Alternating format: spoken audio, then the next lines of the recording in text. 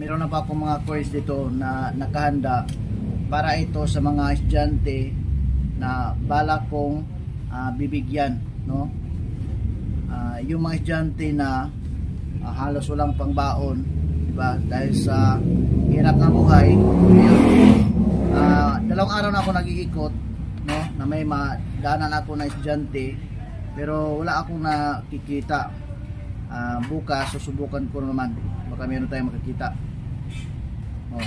Ito po yung mga coins na dapat kong ibigay o gusto kong ibigay sa kanila, no?